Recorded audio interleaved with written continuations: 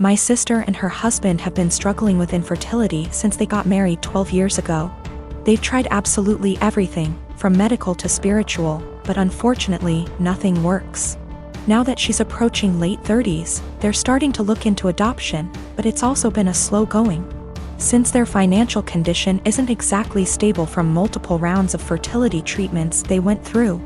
I can only imagine the struggle, and I sympathize with her. But the stress this situation is bringing her and her husband honestly puts a strain on our relationship.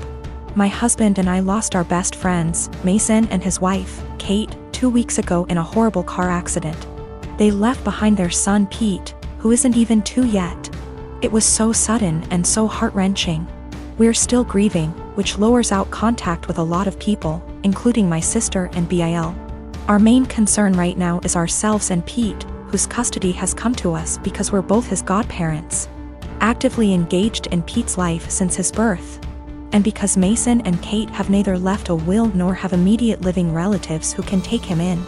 We've decided to adopt Pete as soon as we can stomach the process. My husband and I never planned on having kids, and even if we did, this is absolutely not the way we want to go about it. The situation is far from ideal, but we're starting the adoption process yesterday, for Pete's safety if nothing else. We broke the news to our extended families and friends, letting them know that my husband and I won't be very available for a little longer because of this. I know my sister and brother-in-law will have something to say about this. I'm prepared for a few heated text messages or voicemails. However, I didn't expect them to turn up on our doorstep, crying about how unfair it is that we were given everything they wanted, and how we didn't deserve to be parents because we didn't go through what they had to. I've never seen my husband so angry before. He's usually very mild and gentle, but recent events have stretched our patience to the limits. We kicked them off of our porch, and I told my sister before she left that since our pain inconveniences her so much, I won't have her around me and my family at all anymore. I know she made a fuss about it, and now everyone has something to say to us. We turned off our phones, so we don't know which ones are cursing us and which one aren't. I know some did //r. My husband and I are both in pain and grieving, and we can't trust ourselves to be objective. For the sake of disclosure, my husband and I are both men. No, this is not a case of homophobia. My sister, for all her fault, was the first person to accept me for who I love. My sister Amanda never met her bio mom. My dad raised her alone until she was barely 1. My dad and my mom got married in 1992. Amanda knew that my mom wasn't her bio mother. She started pressuring my dad for information on her mom when she was around 17. My dad always gave her vague answers and refused to talk about her bio mom, which put a strain on their relationship. Enters our uncle and revealed the family secret. Apparently, Amy's mom wanted an abortion. She was 19. But my dad and his parents were able to bribe her. They offered her money if she followed up with the pregnancy. And she accepted. My grandparents sold one of their houses and gave her half of that money to Amy's mom when the pregnancy was viable. And the other half she received when she waived her parental rights over Amy to let my mom adopt her when she was 4. My uncle wasn't supposed to tell her that. My grandparents were furious. Amy stopped her crusade to met her bio mom, and her relationship with my dad went back to normal. Amy never mentioned her bio mom again. Dad got her into therapy after that. A month ago, Amy found out that she was pregnant. The pregnancy was an accident. She switched birth controls. The problem being, Amy is about to start her surgical residency and her hours are insane. It is basically impossible to raise a baby while working in that rhythm, so she wanted an abortion. The problem is that Mark, her fiancé, 6 years together, wanted her to keep the baby. It caused a big fight. In a move to convince Amy to keep the baby, Mark told Dad about this. Until that point, no one in our family knew about this. Dad talked with her, and they got into an enormous fight. Amy got the abortion 10 days ago. Mark ended up breaking up with her. She is obviously really sad. My dad was acting like a jerk. He was pretending that Amy didn't exist. He didn't want to talk or see her. So on Christmas Day, we were exchanging gifts. When everyone had already finished giving each other gifts, Dad got up and gave Amy her present. He gave her an envelope in front of everyone and told her to open it. It was 3 pictures with something written on the back, a name, an address, and a phone number. Dad told her that he was tired of babying her, that this is a photo of her bio mom and her 2 sons. That was her bio mom address, and that he contacted her bio mom and she is willing to speak with Amy. He gave her Amy's number. Dad thinks that they will have a great relationship since they are so similar. Amy broke down crying. I ended up in a fight with Dad, called him a monster for doing that to her. He just said he was just tired and left. We ended up leaving and she spent the rest of Christmas crying on my shoulder. She is a mess since that. My younger brothers called me a Grinch for making a scene and ruining Christmas. My mom was silent during the whole thing. My parents have been giving me the cold shoulder since Christmas. My sister was set to marry a guy who was a complete douchebag. He seemed like a nice catch to any outsider. He was tall, handsome, very confident, a doctor. Basically the sort of guy any woman would swoon over. Unfortunately, he was a sociopathic, unrepentant narcissist, devoid of any empathy, who would take out his anger on anybody he felt beneath him and seemed to enjoy doing it. You know how basically they say, don't look at how your partner treats you, look at how he treats others. And that's how he'll eventually treat you. My sister didn't pick up on that. I picked up on it early. This guy was really mean. Would berate and insult people for the smallest thing and would lose his cool with anybody who looked at him the wrong way. He started doing it to me, and I told my sister early on, this guy's an asshole.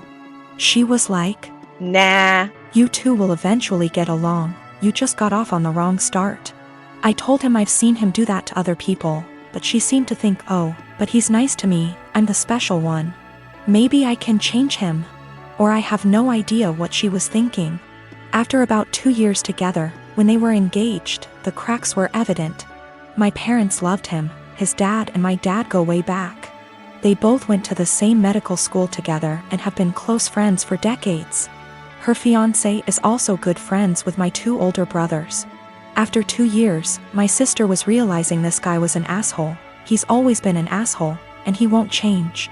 There was a really painfully obvious example one day when we were having dinner, and my sister's fiancé and my dad were having a discussion about something political. My sister tried to offer her opinion into the discussion, and they both snickered. Then this guy just started berating her and ripping into her in front of everyone, making her feel this small. I could sense her pain. She was just quiet and just sat there taking it. I was thinking, what are you doing with this guy? He has no respect for you. He has no love for you. Another time our family was at this dinner function where a lot of big people were around. My sister's fiancé completely left my sister alone at the table with me, and was sitting at this other table with 2 women. Very obviously flirting with them semi-drunk. He just left her all alone at the table. I asked her what was wrong, why was he ignoring her? She told me they had had an argument earlier and this was his way of punishing her. You see what I mean when I say this guy is a complete sociopath? My sister and I are really close, and even though I'm younger by far, little brothers aren't devoid of wisdom. And I've been urging her from day one to break up with this guy before she gets in too deep. Well, now that she'd spent 2 years with him and was engaged, she was obviously in too deep. And she used to tell me about all the outbursts he has, how he treats her with no respect. We often had long discussions, just me and her, where she'd spill open like a can of beans and just divulge all the bullshit that he's put her through recently. Sometimes she'd cry and I'd be there to help her out, but she still seemed to want to stick with him.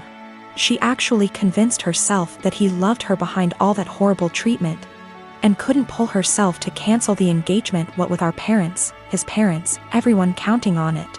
She knew they'd all say she's crazy, turning down this smart, handsome doctor. I kept urging her to break up, but she stuck with the he'll change or he loves me deep down excuses. It all came to a heads when one day she very publicly exploded at him. We were having a huge dinner, both sides of our families, and I was sitting next to him. He kept bullying me the entire night. Move your elbows over, couldn't you wear something a bit more presentable? Stop sticking your hand out like that, it's rude, don't you think you've had enough of that? If I asked him to pass a bowl or the sauce or something, he'd hand it over but then pull away and be like, say please, say thank you. He was smiling the entire time, laughing. My 2 older brothers were also snickering. They didn't seem to mind this guy was publicly bullying me and having fun with it. He and my dad started having one of their conversations again. And my dad started airing out all his general frustrations and disappointments regarding me. And they started both talking about my life openly in front of me.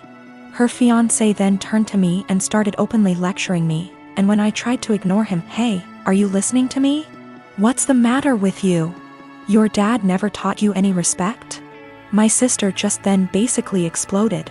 She was sitting at the other side of the table, guessing she didn't want to be near him. But she was watching what was going on the entire time. My sister just then basically exploded. She was sitting at the other side of the table, guessing she didn't want to be near him. But she was watching what was going on the entire time. My boyfriend started asking to join me in my girls' night in. Every time I tried to say no, he'd be like, "I have to join or you'll have to cancel." It made me and the girls miserable having to sit there with him in the middle. This past Friday he insisted to join us again. I had enough. I came up with an idea to get him to hate hanging out with us. Made a plan and told the girls what we were going to do, and they were down for OT. The girls came and my boyfriend immediately sat with us and started ruining our conversations by steering them towards him / his work / his achievement. So here's what I did. I started bringing up gross / embarrassing subjects, and the girls were eating them up by talking about them in details.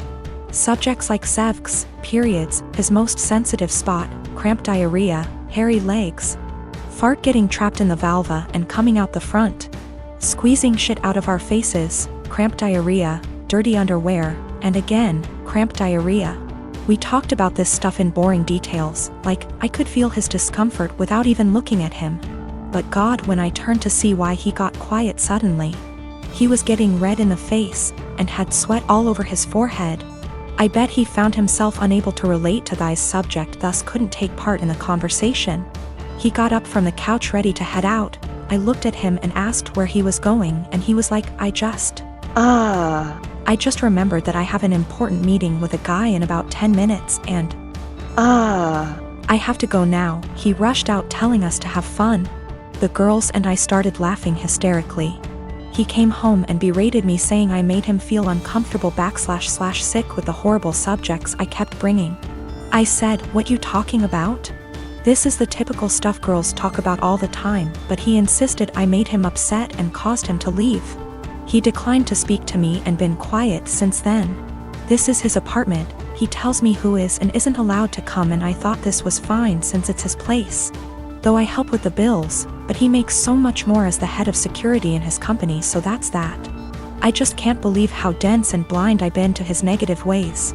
He's still giving me the silent treatment, and I've decided it's just a lot to take. And so I'm temporarily moving in with one of the girls and will now be definitely reconsidering few things.